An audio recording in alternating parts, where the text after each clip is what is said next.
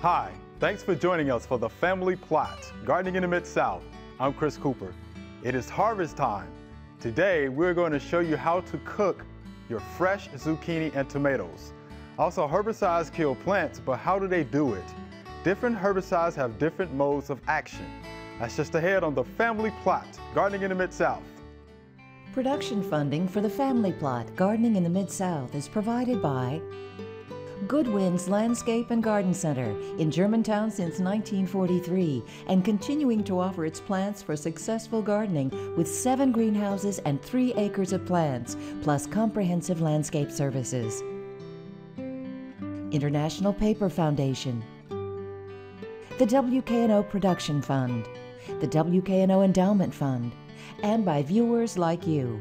Thank you.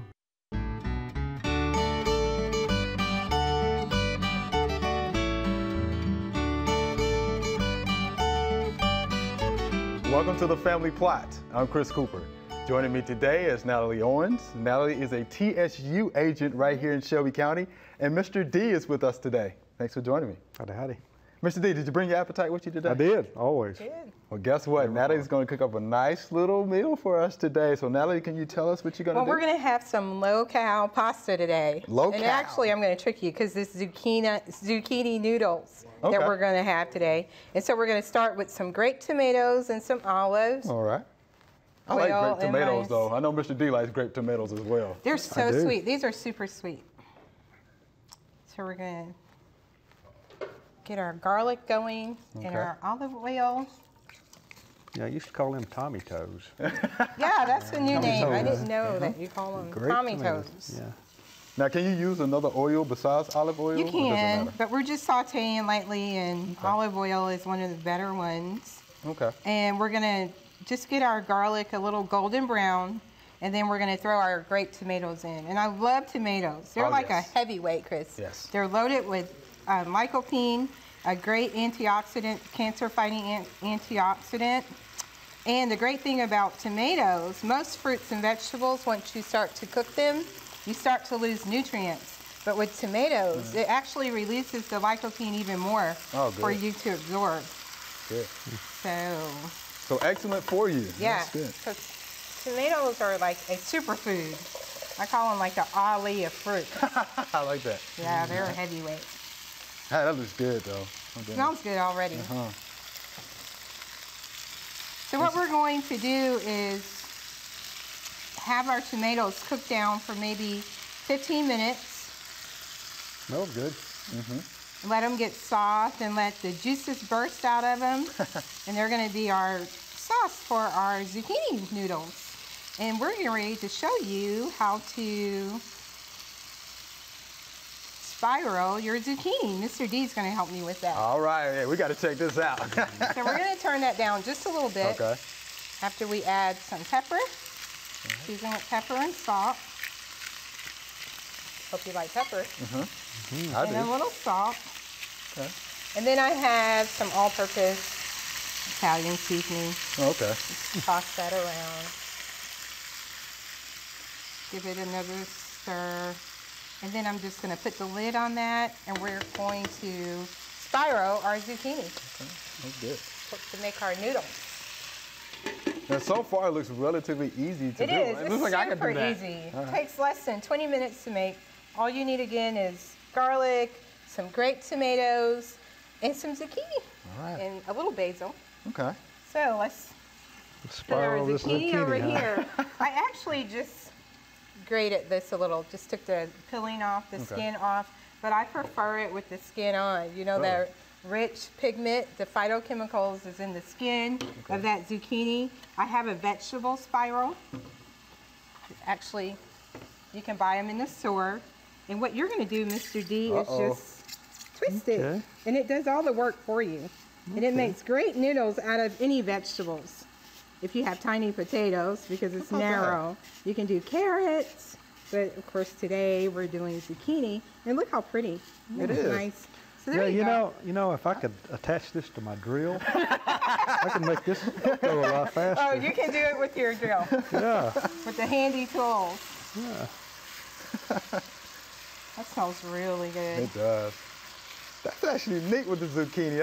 I've never seen that done before. How about that? I see it Yeah. now. I see where the noodles are going to come in. Yeah, the 'Cause I wondered. zucchini noodles. It's only like 117 calories in this whole dish. Do I need to You go can- further? No, Think you that's can good go enough? ahead and do one Do the that other? I've actually peeled. Okay. Let the All right. tomatoes finish cooking. But now we're going to let that go ahead and cook. Yep. All right, Natalie, so what's next? The tomatoes are cooking there. So after the tomatoes have cooked for about 15 minutes, after you simmer them a little bit, we're going to move them aside, and Mr. D is going to dump our zucchini Oh, he did a great job. noodles Look at in that. there. We're going to add a little basil and just a tad bit more seasoning for the zucchini, Okay. and toss it all and let the zucchini cook 2 more minutes. And then you have a great low calorie, super healthy, colorful zucchini pasta It is dish. colorful, though. Isn't it pretty? Yeah, it is pretty. Yeah. It's kind of Christmassy. Super healthy. A great pasta dish without the pasta guilt. And without the I like calories. that without the guilt. Yeah. Look how pretty that is. Yeah, that is. All good carbs. Yeah. Great. So this is something that you can make anytime? Anytime. Okay. Just grab a couple of zucchinis and some tomatoes. We use grape tomatoes. You can, chop up some Roma tomatoes. In the winter, if Oh, you've yeah. actually canned some tomatoes, you can open your jar tomatoes, or you can just go to the store and buy a can of tomatoes. Okay. Wow. Super easy, super healthy, less than 20 minutes. Okay.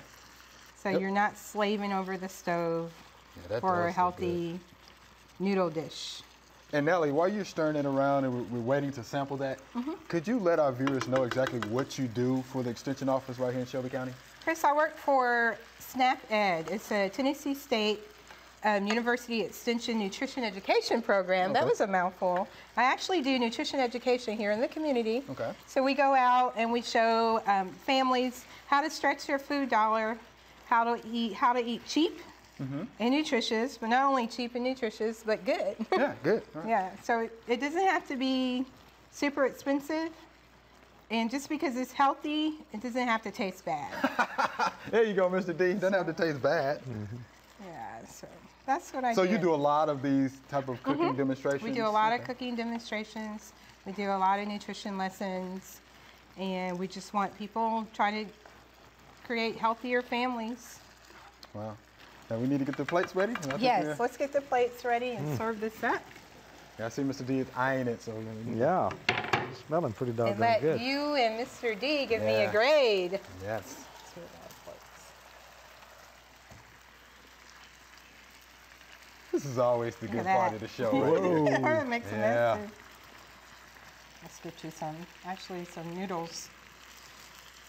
I actually needed my other tongs Yeah. to handle the noodles. And as you can see, it comes out like real spaghetti. Oh, it does. Super long. My Kind of goodness. reminds me of 101 Dalmatians. I know. It just keeps going and going. Okay. Okay, Mr. D, we might have to just, Do you have yeah. Let's get our. You did such a good job. We should have cut some of those. Okay, let's do this. Hey, I've got a knife. Yeah, That's it's nice. here. Mr. D's All always right. ready. Yeah, always ready. There you go. And thank so you. let's see, Chris. And I'll take a little bit. Okay. Much better that time. Yeah, it is. One if it's hot. It's very hot. Don't burn yourself. We're going to turn Yeah, I that can't on. wait to taste that. Very, very hot. Give you some Yeah, tomatoes. here's some tomatoes. I That is like good. tomatoes. There you The go. Muhammad Ali Tastes of like noodles. veggies. Yeah. Does it? It actually does. Then you want to turn the heat off because of the water content. You don't want to overcook your zucchini. So I'm going to turn that off. All right. Let you sample.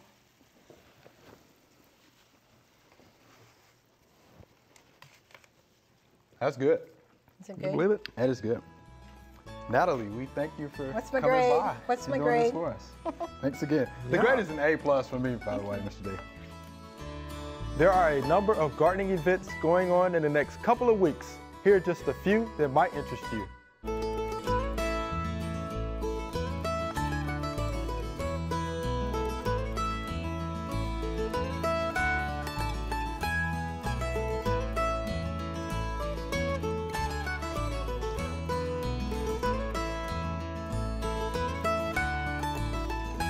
Hi, Mr. D. Herbicide mode of action. You know, we always tell folks they can use herbicides to kill some of these broadleaf weeds or grasses or whatever the case may be, but how do they actually work? It's interesting. Mode of action, sites of action are a couple of terms that are used interchangeably. The site of action is the biochemical site where the actual herbicide does its thing. And different modes of action, different herbicides, some examples of some of the sites of actions are they will, some of the herbicides will prevent an enzyme from occurring, which is necessary for the plant to develop. Some of the herbicides will disrupt cell membranes and cause the cells to just explode and leak out. And I can give you some examples of some of these. Some of the more common herbicides are growth regulators, and they actually cause the plants to grow themselves to death. 2,4-D, dicamba are examples of that. Roundup, glyphosate is an amino acid, aromatic amino acid inhibitor, which inhibits a certain amino acid that's necessary for the plant to develop and grow. And let me give you a few more. I'm going to have to look at my notes. Sure,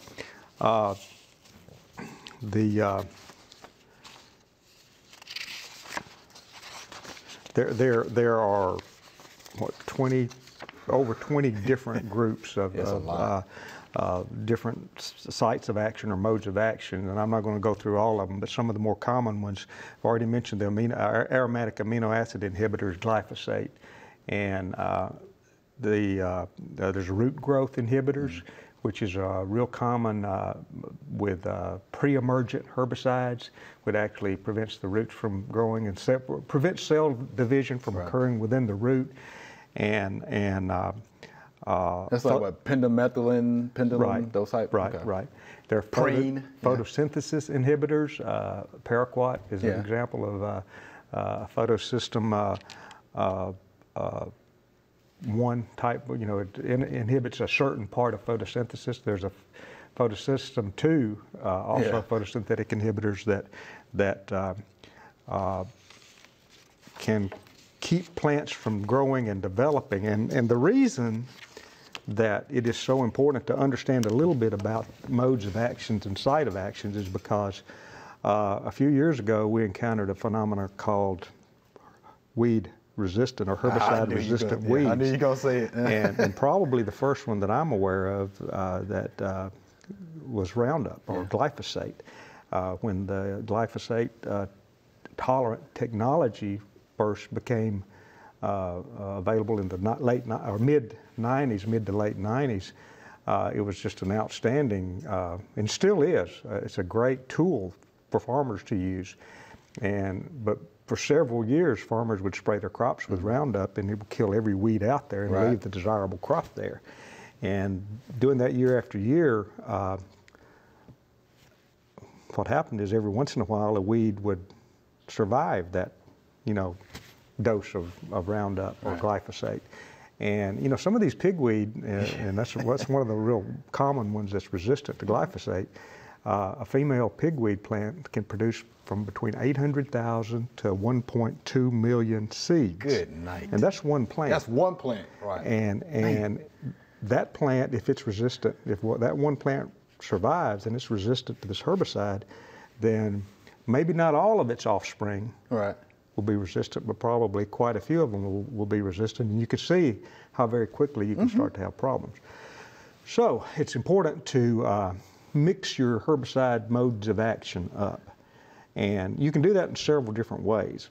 I mean, you can do it by crop rotation, because some herbicides are labeled for use on some crops and they're not labeled for use on other crops. And to give you an example, there are several products you can use on corn, sweet corn, that you can't use on beans, snap beans and peas. So if you have a broadleaf problem showing up in your beans and peas, which are also broadleaf, next year plant sweet corn in that spot and use a herbicide that kills all broadleafs. Right. And so that will help. And then plant beans where you had sweet corn last year, and you can take out some of the grasses, because many of the herbicides that kill grasses will also kill corn, because corn is a grass. It's a grass. Right. And but so it's important not to, the main thing you need to take from this is don't use the same product over and over and over and over again in the same spot over and over and over again, because if you do, you're asking for herbicide-resistant weeds. But is that a big concern for homeowners, though? You know, if they're going out with glyphosate Roundup just to kill some weeds in their driveway or something like that in their flower beds? Probably not as much for herbicides, but when you get into insects, insect control, and maybe fungicide, you know, there are different modes of action there, and I understand we're going to talk about that maybe another time. It may be more important, but if you reach the point, if you've been using a product for a long time and you start to notice that it's not working as good as it used to, then that would, even in a home situation, that would tell me that I needed to do something different, use something different. And there are other products out there. An example, in a home situation to kill grasses, Roundup. Roundup. It's known to kill grasses. If you run into a problem where Roundup's not doing as good a job as it used to, try Post or Fusilade, or one of the Cefoxidim, or Fluazaflop. There you are, which is the Fusilade. Right. Use that, and that's a totally different mode of action, and it might give you a little bit better, control. And so, it pays to mix things up a little bit. All right, Mr. D, we appreciate that information. It's real good. Here's our Q&A session. Natalie, you join us, all right? If you have anything to say. Here's our first viewer email. I built an enclosure for my 2 blueberry bushes to keep the birds out. They have outgrown the space. I need to prune them back so I can walk around them, but I don't want to harm production. When and how should I prune blueberries? And it's a nice enclosure in the picture. Right, it is. Yeah, real nice. And when I look at the picture, I thought it had a hip roof on it, but then I realized that there's a house behind it. I'm seeing the house it's nice. In the picture. Oh, it is a really nice enclosure. And one thing you could do any time of the year is make that enclosure bigger. Huh? You could add on to it, back it out a little, make it a little bit bigger, and give the blueberries more room. But with that being said, as far as pruning, when and how do I prune blueberries? Late winter is the best time to prune blueberries. I'm talking about March 15th, somewhere around that, in the Memphis area.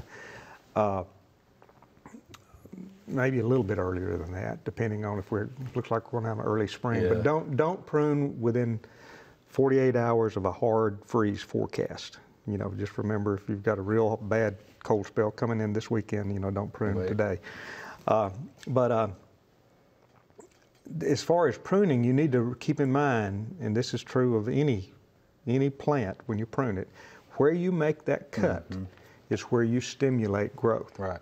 So if you prune that blueberry plant to the height that you want it to be, you're telling that blueberry plant, okay, that's where I need to start growing. Right. And so if you prune it at 6 feet, that's where the new growth is going to take place.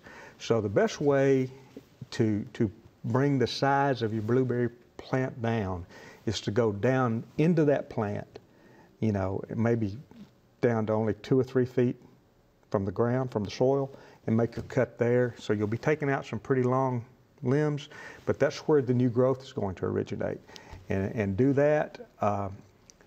Don't cut the whole plant down to 2 or 3 feet, but just go in and try to leave that plant as natural as you can, and give it as natural appearance as you can, and as balanced an appearance as you can, but by bringing it down in height, by going down into the plant and making your cut down in the plant. Okay. And they're going to come out. If you do quite a bit of pruning, you're going to have some very fast and aggressive growth, because you've got a root system that's there and designed to support that big plant. And if you take 30% of the plant down, which you might need to do here, take it down to make that about 2/3 the size that it is right now, then you've got the root system that's going to say, oh, let's flush them out. And you'll be blowing and going, but the branches will be coming out at a height that you can manage, and you shouldn't adversely affect your yield too much by doing that. Okay, so it should be just fine. All right. All right, Ms. Alva, we appreciate that. Okay, here's our next viewer email. You often refer to the Red Book, Mr. D. Is this book available to the public, and can I purchase a copy? And we just so happen to have My red book from 2014 that I keep in my car at all times. And you can see why they call it the red book. It's actually red this time. It's a red book. Yeah. It has been orange and green, but it's always been a red book. The 2015 is yellow, I think. Is that right? Yes. But it's a red book. And yes, you can buy it. It's $40. You can get it on the UT, University of Tennessee Extension website. You can get it for free online. I'm not the book, but the information, because you can go online and access the red book through the internet. Mm-hmm. All right, so there you have it. Here's our next viewer email. Wetworms love to eat my birch trees. They are not on any list of affected trees that I can find. I do all I can to control them with imidacloprid. Why do wetworms keep coming back to an unpopular tree species? Do the worms or moths leave a pheromone that attracts them back to a previous food source? They don't go after anything else that I have growing. And this is from Joe. Interesting question, though. Yeah, do they leave behind a pheromone that attracts them back to a previous food source? Not that I'm aware of. Not that I know of. But I do know that when the webworms get finished eating, grow to the full size, the larvae will, the immatures will fall to the ground. They'll pupate, and then when they hatch out in the spring or summer, early summer, that's where they are. Yeah. They're right there, in the area. But imidacloprid is not on. It's not in the red book recommendation. There. BT is what I would use. Bacillus thuringiensis. It's also. I thought you would catch that. Yeah, you said imidacloprid. Yeah, I wouldn't use imidacloprid. I'd go with BT. I would. And if you've had a problem every year on the birch tree, I would put the BT out before you see the problem.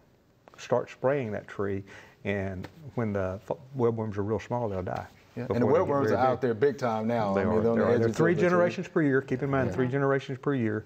So starting in June, you might want to just make sure that there's a good coat of BT on your birch trees, and it's not going to adversely affect your beneficials. Yeah. So just do that, and that'll take care of your problem. And I've seen them on a lot of different tree species too, so it doesn't matter. Seems like. Yeah, they don't the webworms don't read list of things they can eat. There's some things they like, and they obviously like birch trees. All right, Mr. Joe, there you have it. Here's our next viewer email. I have a Bermuda lawn, but this other grass is mixed in with it. What is it? And that would be Kalinga. Kalinga is in the sedge family. It has a triangular stem, grows like a mat. Okay, Kalinga is an indicator of low areas that stay wet. Trust me, I have it in my backyard in a low area that stays wet after a nice rain. The thing about Kalinga is this: you better fix your drainage problem. Try to get a better drain. Better get better drainage. Now, there's not a lot of herbicides that kill sedges. Not a lot. The only one I know of that the homeowners can use is Image. The active ingredient is a amazoquin. So you can use that, but I would definitely try to get out there and fix that drainage problem. But if you keep it closely mowed like I do, it just looks like Bermuda. So there you have it. It's green. Huh? It's green. All right, so here's our next viewer email. I have a compost tumbler, which has 2 compartments. One side turned out great with lots of nice earthworms hard at work. On the other side, there are a few earthworms and lots of these critters. I'm hoping you can tell me what they are and whether I should be pleased to have them in my compost. And that's Miss Donna. There it is on the screen. Look at that. Wow. Any ideas, Mr. D? Are those, roly-polies, pill bugs or sow bugs? Sow bugs. Sow bugs. They're sow bugs. Yeah, not that uncommon a problem. Moisture. They really like moisture. It's just a lot of moisture. And a couple of ways of taking care of that, if you want to try to take care of it, is you can let that compost pile heat up. Do whatever it takes to heat it up to over 120 degrees. You'll kill them. Yeah. And another thing you can do is you can lay your compost out before you scatter your compost. Don't put that out around young, tender foliage, because pill bugs and sow bugs can eat little bitty plants, and they can actually be a problem. But spread your compost out over on a tarp or something in a real shallow layer, and let Mother Nature heat it up, and they'll scoot out of there. You won't kill them, but they'll go somewhere else. Yeah. And then you can put your compost out. Yeah. Just too much moisture, Ms. Donna. That's all that is. Cut your moisture back. Yeah. Again, instead of treating the symptom, treat the problem. Treat the problem. Back off on the moisture a little bit. For Mr. D himself, how about that? So Natalie, Mr. D, we're out of time. Thanks for being here. Thanks for having us. Remember, we love to hear from you. Send us a letter or an email with your gardening questions. Send your email to familyplot@wkno.org. The mailing address is Family Plot, 7151 Cherry Farms Road, Cordova, Tennessee, 38016. That's all the time we have for today. Thanks for watching. I'm Chris Cooper. Be sure to join us next time for the Family Plot, Gardening in the Mid-South. Be safe.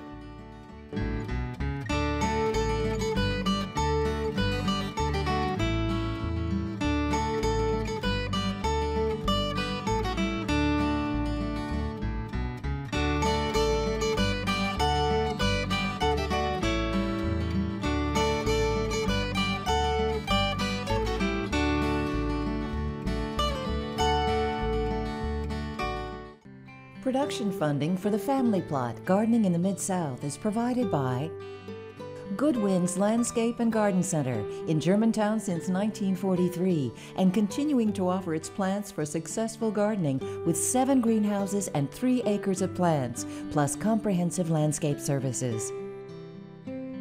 International Paper Foundation, the WKNO Production Fund, the WKNO Endowment Fund, and by viewers like you. Thank you.